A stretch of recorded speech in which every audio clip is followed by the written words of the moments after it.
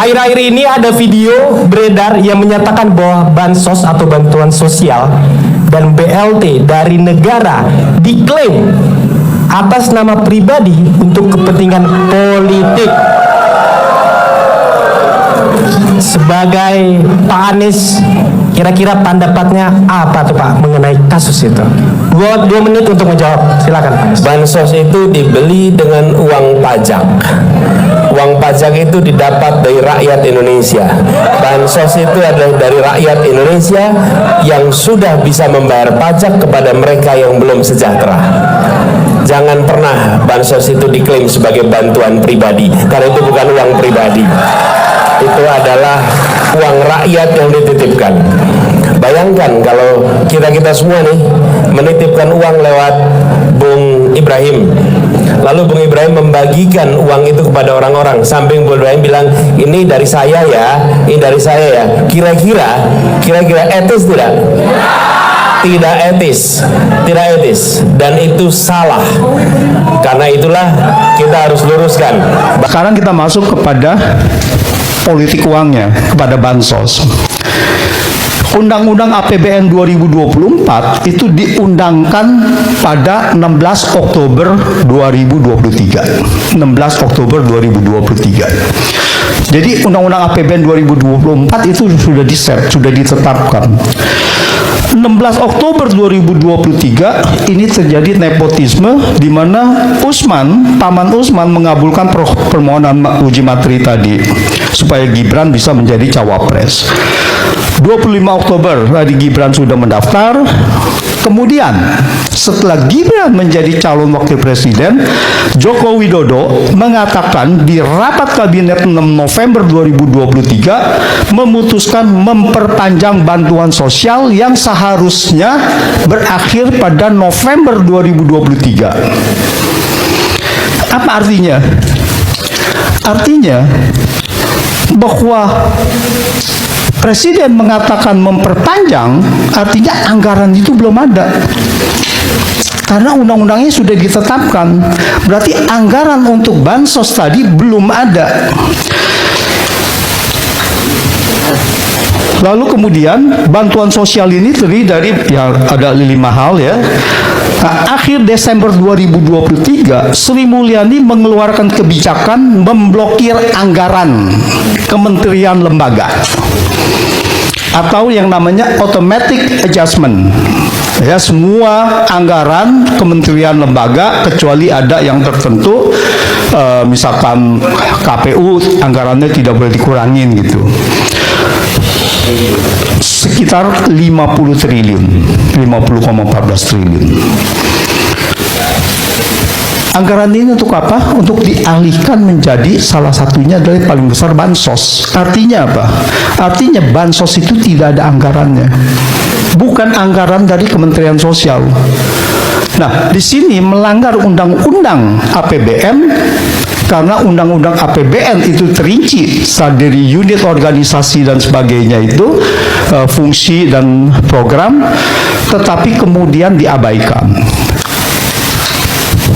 Cikal bakal awalnya terjadi automatic adjustment ini adalah pada saat pandemi 2022.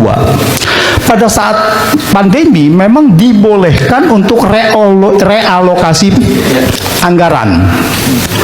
Tetapi kemudian digunakan oleh Joko Widodo ini 2023 dilakukan lagi, padahal 2023 sudah tidak boleh. Karena sudah tidak masuk di dalam yang Perpu tadi, Perpu untuk Corona itu. Ya, Undang-Undang nomor 2 jadinya. Nah, 2024 dilakukan lagi. Nah, di sini kenapa bisa dilakukan pelanggaran-pelanggaran ini? Karena civil society-nya tidak berjalan, karena DPR-nya tidak berjalan. Nah, sekarang DPR mau bergerak dengan hak angket, ini harus kita dorong supaya memang bahwa fungsi DPR yang mengawasi anggaran ini bisa berjalan kembali gitu, bisa berfungsi secara normal lagi. Nah, di sini dilihat lagi akhir Januari pada tanggal 29 Januari, Menko Erlangga mengumumkan pemerintah memutuskan memberi bantuan sosial baru. Berarti belum ada anggarannya, tetapi diputuskan aja gitu, dalam bentuk BLT senilai 11,2 triliun untuk Januari, Februari, Maret 2024 dan dibayar sekaligus pada bulan Februari. Jadi dirapel yang Januari juga, yang udah lewat juga dirapel gitu. Padahal untuk di Februari dan Maret dirapel, dibayar sekaligus gitu. Jadi kalau kita fokus kepada hak angket tadi, kalau hak angket ini kan bisa kemana-mana.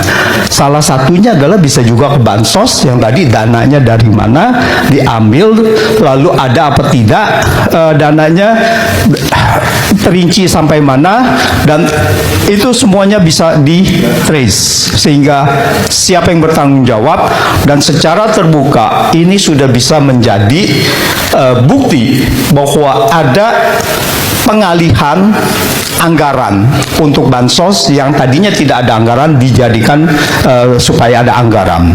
Dan ini pernyataan-pernyataan Sri Mulyani sangat serius. Kalau didalami di sini saya lihat ada terjadi pelanggaran di dalam Undang-Undang APBN. Jadi saya melihatnya bahwa bantuan sosial ini melanggar sejumlah undang-undang. Satu adalah Undang-Undang Keuangan Negara pasal 15 ayat 5, yaitu APBN yang disetujui DPR terinci sampai unit, organisasi, fungsi, program, kegiatan, dan jenis belanjanya. Dan Undang-Undang APBN yang sudah disetujui DPR tidak boleh diubah pihak manapun, termasuk oleh Presiden, tanpa persetujuan DPR melalui mekanisme perubahan APBN. Undang-Undang Nomor 28 Tahun 1999 tentang penyelenggaraan negara yang bersih dan bebas KKN. Pasal 5 dan ayat 4 mengatakan setiap penyelenggara negara wajib untuk tidak melakukan korupsi, kolusi, dan nepotisme.